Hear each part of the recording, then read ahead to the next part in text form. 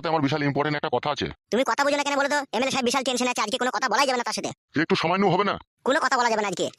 বলো দল বল। বলছি এমএলএ সাহেব আছে তো নাকি ভিতরে? একে জিজ্ঞেস করেন। কি দরকার কি এমএলএ সাহেবের সাথে? আজকে আমাদের বিচার হবে। এমএলএ সাহেবের তো মন মেজাজ খারাপ। বাবা কি বলছো গো? মন মেজাজ খারাপ হলেও আমাদের বিচার হবে বলেছে আজকে। দেখি এমএলএ সাহেব নেই নাকি ভিতরে? হ্যাঁ আছে, যদি বিচার করবে বলে থাকে তাহলে করবে, যান। তাহলে আমারটা কি হবে? তোমার বাল হবে, তুমি চুপ করো। বড় কথাবার্তা শিখছি নাকি? তোমরা যাও, তোমরা ভিতরে যাও, এমএলএ সাহেব আছে। বেশ বেশ ঠিক আছে। বড় আমি প্রধান ছিলাম রে এক সময়, মেপি জুবি কথা বলবি আমার সাথে? যখন ছিলা তখন ছিলা, এখন না, এখন বকো না, যাও। 2 টাকার এমএলএ হয়ে বড় এত জ্ঞান হয়ে গেছে। আর আমাকে ওসব বলে কোনো লাভ হবে না, তুমি যাও তো এখান থেকে। ঠিক আছে লাউড়া, আমিও দেখে নেবো। গান মারাইছে বাল মুকুচুদা। হ্যাঁ বলো নারকেল বেগম, কি তোমার অভিযোগ রয়েছে তোমার জামাইয়ের বিরুদ্ধে? কি আর বলবো এমএলএ সাহেব, দুঃখের কথা। আমি মা, তাই আমাকে সবকিছু সহ্য করতে হয়, কিন্তু আজ আমি আর সহ্য করে থাকতে পারলাম না, তাই আজকে সবকিছু তোমার সামনে বলতে বাধ্য হচ্ছি আমি। নির্ভয়ে বলো তুমি কি হয়েছে। 10 মাস 10 দিন আমার এই মেয়েকে এই গর্ভে আমি ধারণ করেছি, কিন্তু আমার সেই মেয়ে যদি ভাতারের জন্য একা ঘরে ডুকরি ডুকরি কাঁদে, আমি মা হয়ে কি করে সহ্য করবো বলেন এমএলএ সাহেব, বলেন কি করে সহ্য করবো আমি? হ্যাঁ নারকেল বেগম, ও যখন বিয়েটা করতে চেয়েছিল তুমি তখন বাধা দাওনি? আমরা কি করে জানবো যে হঠাৎ করে ও বিয়ে করে নেবে? তুমি মিথ্যা কথা বলছো কেন? হঠাৎ করে বিয়ে করেছি আমি? তোমার মেয়ে তোমাকে মাইক তো গালি দিতে বলি, আমি রাগে রাগে বিয়েটা করেছি। ওই বোকাচুদা, তোকে আমি কথা বলতে বললাম? তাহলে সত্যি কথা বলবো না? তোকে যখন বলতে বলবো তখন বলবি বে। এমনিতেই তুই যা অন্যায় করছিস সেই অন্যায়ের কোনো ক্ষমা নাইবে। হ্যাঁ বলো নারকেল বেগম। মানে নারকেল বেগম, তুই লেতার মেরে কেতা চাপা দেবো দাঁড়া আমি। তো এমএলএ সাহেব, আমার এই মেয়ে স্বামীর জন্য ঘরের ভিতরে কিনতে বালিশ ভিজিয়ে ফেলে, তা আমিও চাই 5টা মায়ের মতো নিজে আমার মেয়েটাও স্বামীর ঘরে সুখ শান্তি করে ঘর সংসার করুক। নারকেল বেগম, এটাই কি তোমার শেষ কথা? এমএলএ সাহেব, আমারও কিছু কথা আছে। হ্যাঁ বলো, কি বলবে? আমি থাকতেও, আমার ছেলে থাকতেও ও কেন বিয়ে করলো, ওকে ওইটা একবার জিজ্ঞেস করেন। হ্যাঁ সে তো করবই। আর 3.5 মাস হলো ওই ছুরিটাকে বিয়ে করার পর থেকে আমাদের বাড়ি আসে না, ঘর আসে না, আমার ছেলেটাকে কোলেও লাই না, আমাকে কথাও বলে না। আমাকে যদি ওর এতই অপছন্দ ছিল, তাহলে প্রথমে কেন আমাকে বিয়ে করেছিল? এইভাবে আমাকে ফাঁসানোর লেগে বিয়ে করেছিল, না এইভাবে আমাকে কষ্ট দেওয়ার লেগে বিয়ে করেছিল? ওকে একবার জিজ্ঞেস করেন। আমার কি নাই? আমারও যা আছে ওই মেয়েটারও তা আছে, তো আবার কেন ও বিয়ে করলো? ও গাড়িতে চাপা, ও লরিতে চাপা। বন্ধুরা, আজ আমি একটা অ্যাপ্লিকেশনের কথা বলতে চাই, যার নাম হচ্ছে 1xBet। এখানে ম্যাচগুলিতে গেম খেললে কার, আইফোন, টিভি, অ্যাপল ওয়াচ এবং আরো অনেক ক্যাশ প্রাইজ জেতার সুযোগ রয়েছে।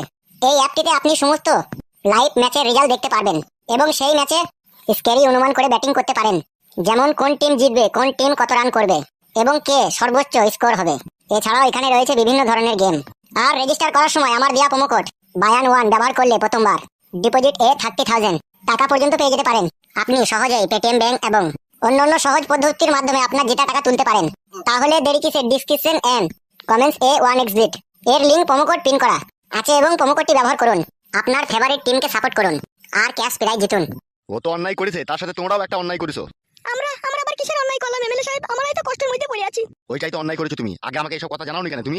আগে আমি হয়তো ভেবেছিলাম যে ছুরিটাকে বিয়ে করে এনেছে, হয়তো 2-4 দিন রাখবে, দেওয়ার পরে ঘরে লাদ মেরে খেয়ে দিয়ে দেবে, কিন্তু না এমএলএ সাহেব, সেটা হলো না। আমার স্বামী আবার জায়গা কিনে ঘর বাড়ি করে দিল, চিরদিনকার জন্য বাসস্থায়ী করে দিল। তখনই আমি মনে মনে ভাবলাম, এ ছুরি আর যাবে না, আর আমার বিটি আর ভাত পাবে না। তাই আমি মা হয়ে লোকের কাছে বিচার চাইতাম, তোমার মতো লোকের দেখা পেলাম বলে আজকে আমার মেয়েটা ভাত পাওয়ার সম্ভাবনা রয়েছে মনে হচ্ছে। ভাত তোকে দিতেই হবে, ও দেবে না, বাপ শুধু দিবে। কই রে ঘোড়ার বাড়া কপালি চুদা, এইদিকে তাকা। ভালোই তো রং রসে মেটাচ্ছিস মনে হচ্ছে। এই কথাতে কি বলে জানিস তো? এই ছোড়া এইদিকে তাকা। কথাতে বলে পিড়িতে মজলো মন, কিবা হারি কিবা ডুম। তা হবে বুকাচুদা, এমন পিড়িত করলি নিজের বউ ছেলেকে ভুলে গেলি? হবে, তুই একবারও ভেবে দেখেছিস তুই জন্য কজন কষ্ট পেয়েছে? কেউ কষ্ট পায়নি, সবাই সুখে আছে। সবাই সুখে আছে? তুমি সুখে আছে বলে মনে করে কি সবাই সুখে আছে নাকি? নারকেল বেগম, আমি কথা বলছি তো। ওরকম কথা বলো না। দুটো বিয়ে করে তুমি, দুটো বিয়ে করলে দুটো বইয়ের ভরণ পোষণ নিতে হবে, আর না নিতে বললে বিয়ে করার কোনো মানে হয় না। এইখান কি নারকেল বেগম এসব মানুষদেরকে জোগাড় করলো কি করি রে? হবে, তোর এত হিম্মত পাস কোথা থেকে বে? একটা কথা বলবো এমএলএ সাহেব, আপনাকে যদি কিছু মনে না করেন। তুই আবার কি বলবি বে, বল। বলছি রাজনীতি চাল আর জাঙ্গিয়ার ভিতরে থাকা বাল কেউ কিন্তু গুনি দেখে না। কি বলতে চাইছিস তুই? আমি বলতে চাইছি, তোমার বাল ফাল গজিয়েছো তো, না গুজিয়ে এমএলএ হয়ে গেছো তুমি? বে তুই কাকে কি বলছিস বে? আমি শুধু কথা ভাবছি, কদিন আগে পঞ্চায়েতের গেটে তালা খুঁজতো আর বাইরে দূরে ঝাঁজ দিত আর পানি দিত, সেই লোক রাতারাতি কি করে এমএলএ হয়ে গেল? বে মুখে লাগাম দিয়ে কথা বলবে। তুমি বলছো কেন? আমি তো এমএলএ সাহেবের সাথে কথা বলছি নাকি? বে তুই কি বললি আমাকে? আপনি কি বললেন এমএলএ সাহেব, যেটা এত হিম্মত পাস কোথা? হ্যাঁ তা ঠিকই তো বলেছি বে, তুই এত হিম্মত পেলি কোথা দুটো বিয়ে করার? দুটো বিয়ে করতে গেলে হিম্মতের প্রয়োজন পড়ে না, ঘৃণার প্রয়োজন পড়ে। আর সেই ঘৃণা আমার ছিল, গলা অবধি টুটি অবধি ছিল বলে আজকে আমি দুটো বিয়ে করতে পেরেছি। কিসের ঘৃণা ছিল তোর? তোর কিসের ঘৃণা ছিল রে? আমার বউ আমি ঘরে থাকতেও পরকিয়া করে করে বেড়ায়, যে ছেলেকে পছন্দ হয় তার সাথে ফোন নাম্বার দিয়ে চ্যাটিং করে। আবার তোমার এই চাঙ্গু বাঙ্গু কালো কুকুর কিছুদিন আগে আমার বউয়ের সাথে লটঘট করেছে। কি রে কালু, তুই আবার এসব করছিস নাকি? কি হলো রে ভাই, সত্যি কথাটা বল দে, আমার জীবনটা তো আপাতত বাঁচা। বে আমি আবার তোর বউয়ের কাছে কখন গেলাম বে? কেন মিথ্যা কথা বলছিস ভাই? তোমার বউকে শাড়ি চুড়ি কিনে দিইনি ভাই? শাড়িটা সেটা কিভাবে কিনে দিয়েছে সেটাও তো দেখতে হবে।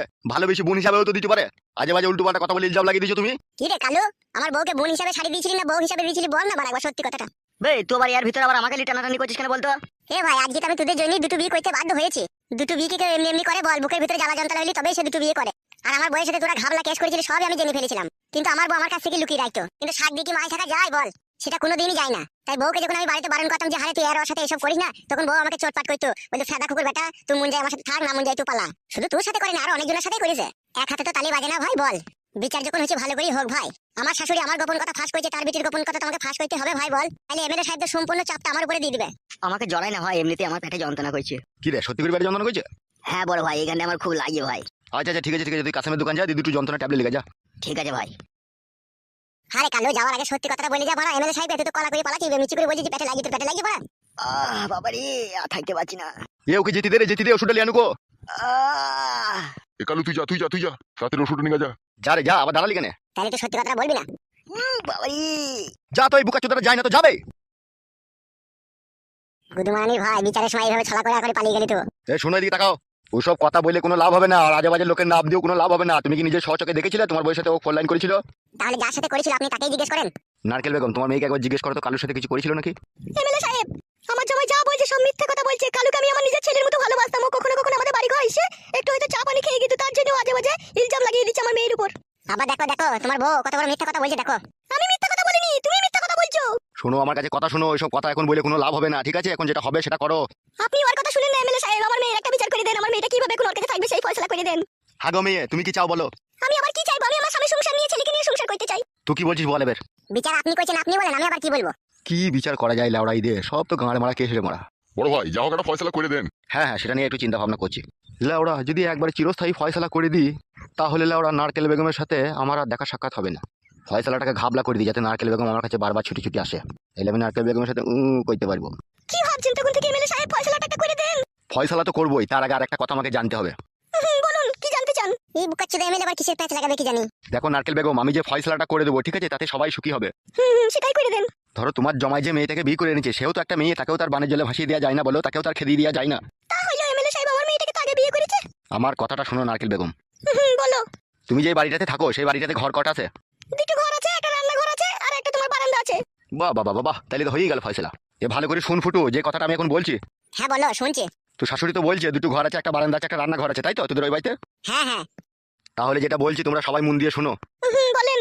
আর এই যে ফুটোর বাবা, তুমি তো ওই বাড়ির গার্জেন নাকি? ওই নামে গার্জেন আমি। সে নামেই হোক আর কামেই হোক, সেদিকে আমার লাভ নেই। এখন যেটা বলছি সেটাও তুমিও শোনো। হ্যাঁ শুনছি, বলেন। আর ফুটো আর ফুটোর বউ দুজনেই শোনো। হ্যাঁ শুনছি। এখন কথা হচ্ছে তোমরা সবাই একই বাড়িতে থাকবা। ফুটোর দুই বউ থাকবে দুই ঘরে, আর ফুটো সিঙ্গেল রান্নাঘরে একা শুয়ে থাকবে। দুই বইয়ের মধ্যে যেই বইয়ের ফুটোকে প্রয়োজন হবে, সে মাঝ রাতে উঠে ফুটোর কাছে উঠে চলে আসবে। আর ফুটোর শাশুড়ি আর ফুটোর বাবা বারান্দায় শুয়ে থাকবে। এটাই হলো শেষ ফয়সালা। আর যদি ঝগড়া আসেন তাই তখন কি হবে? ভাই তার জন্যই তো আমি আসিবে। শোনো নারকেল বেগম, এই মুহূর্তে ঠিক আছে, এখন এই যে ফয়সালা আমি করে দিলাম, ঠিক আছে, এই ফয়সালা তুমিও মেনে নাও, সবাই মেনে নাও। পরে আবার কোনো অশান্তি ঝগড়া হবে না তো? আমি একটা কথা বলবো নারকেল বেগম তোমাকে।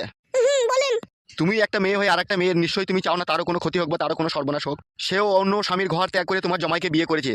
তোমার জামাইয়ের হাত ধরে সে ঘর থেকে বেরিয়ে এসেছে স্বামীর সংসার ত্যাগ করে দিয়ে। তাকে যদি এই মুহূর্তে তোমরা ওর উপরে টর্চার করে ওকে বাড়ি থেকে তাড়িয়ে দিতে চাও, তাহলে ওর জীবন ঘুচানো ছাড়া আর কোনো রাস্তা থাকবে না। তাই বলছি তুমি একজন মেয়ে হয়ে এই জিনিসটাকে মেনে নাও। তুমি আর উত্তেজিত করো না, ঠিক আছে? যা ফয়সালা করে দিয়েছি সেটাই মেনে নাও।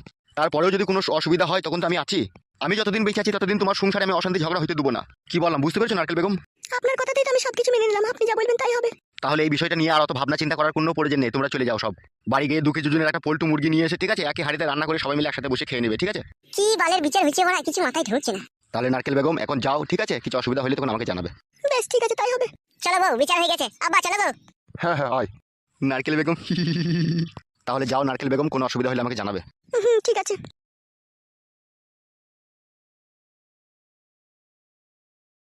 বড় ভাই বিচারটা কিরকম একটা ঘাবলা ঘাবলা ভাব হলো না?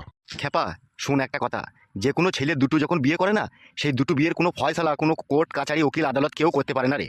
ওদের নিজেদের ফয়সালা নিজেকেই করতে হবে। দুটো বউ আছে, দুটো বউ যদি মেনে নিয়ে একটা স্বামীকে নিয়ে যদি সংসার করতে পারে তাহলেই হবে। আর দুটো বউয়ের মধ্যে যদি একটা বউ যদি ঘৃণাতে আত্মহত্যা সুসাইড করে, তাহলে একটা বউ আবার সুখ পাবে।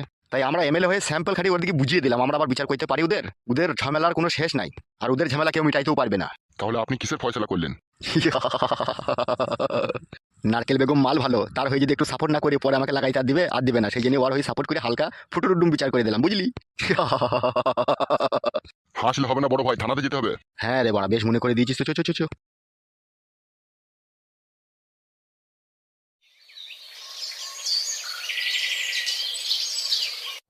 মামা এত ভয় করলে কোনো কাজ হবে না রে, বুঝলি?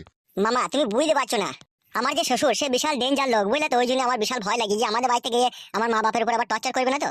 তুমি ফালতু ফালতু চিন্তা ভাবনা করছো। ওই চিন্তা ভাবনা করে কাল থেকে আমার কাছে একবারও শুনলেও না তুমি। এ ভাগ্নে, কেলা চোদার মতো কাজ করছিস না কি? কেন? নতুন বিয়ে করি এখনো বৌমায়ের কাছে শুইসনি, কি ব্যাপার কি রে তোর?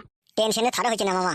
বেরু বাল চুদা, যার জন্য এত কিছু করলি সেটাই যদি তুই না করতে পাস, তারপরে যদি তুই কেলানি খাস, তাহলে তো আরো বেশি আফসোস হবে তোর। ওইসব বাদ দে, এখন দুমদারাক্কা কাজ কর, বুঝলি তো? সে যা হবে পরে দেখা যাবে, মানে অত চিন্তা ভাবনা কিসে? যতক্ষণ আমি আছি ততক্ষণ এর তো থাকতো। এখানে তো কেউ আসতে পারছে না, আর এখানে সে তোর কেউ কিছু করতেও পারবে না। সেটা ঠিক কথা, কিন্তু বাড়িতে আমি আজকে ফোন করবো, ঠিক আছে? খোঁজলি দেখবো কোনো ওইদিকে অসুবিধা হয়েছে নাকি। দেখো দেখিনি মামা, একবার ফোনটা করে। সে অত তোকে চিন্তা ভাবনা করতে হবে না, তুই বৌমায়ের কাছে থাক, আমি আসছি। কত ভাবলে হবে বলো? জীবনটা লাস্ট পর্যন্ত আমার বেকার হয়ে যাবে রে। তো ভালোবাসতে কে বলেছিল বেকার হয়ে যাবে? তা রেগে গেছো নাকি তুমি? না রাগিনি। এসো বাইরে এসো, বাইরে এসো, একটু হাওয়া বাতাসে বসে এসো। রাত হোক তারপরে করবো। চলো।